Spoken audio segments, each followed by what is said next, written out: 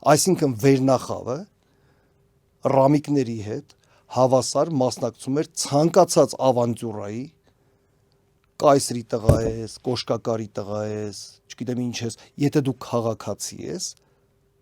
եթե դու ուզում ես ընտրելու եւ ընտրվելու իրավունք ունենաս, բարեաճիր առաջի շարքում կանգնել առաջի տարին, չզոհվեցիր երկրորդ շարքն երկրորդ տարին, հետո 5 տարուց կարող ես դուրս գալ բանակից եւ դրա համար եւ Կեսարը, եւ Կրասոսը, եւ Սուլան, եւ Մարին, եւ ում անունը տալիս եք, Օգոստոսը, անպայման ռազմական անպայման ինքը կանգնել է անցյալ անտերը ունեցել։ առաջի շարքում, ոչ մեկը չկա, որ կարող է իրան ասի դու որտեղ ես վաբշե եղել բրատ, որտեվ լավ գիտեմ որտեղ է ինքը եղել ու իր լեգիոնի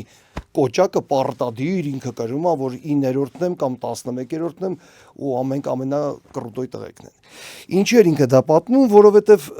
ինտերվյուի վերջում ի թիվս այլ խնդիրների ինքը պարզապես ասաց, որ երկու գիրք ունեմ, որ հիացած եմ, առաջինը Պելոպոնեսյան պատերազմների մասին էր, դասական հունական ներքին քաղաքպետությունների ռազմորկեկն են, ու երկրորդը ասում է, որ ինձ դարձել է Աստվածաշունչ, այս գիրքն է զինվորական անձեռնհասության հոգեբանության մասին։ Ինչի են չտեսնված լավ կրթություն ստացած,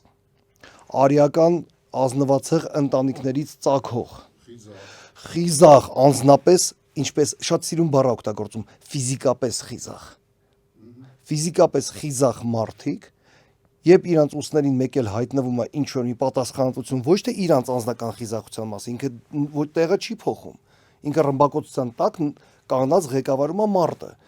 բայց այնպես է ղեկավարում, որ Աստված հեռու պահի ու հարենիք վերադառնալուց ինչքան շան լապ կա, խեղճ մարդու վրա թափում են, ուստեղ արդեն ոչ թե անձնական վախկոտության կամ ոչ թերի ուսման մասն է խոսքը, այլ ավելի խորքային ենթագիտակցականի մասն է խոսքը։ Եվ այստեղ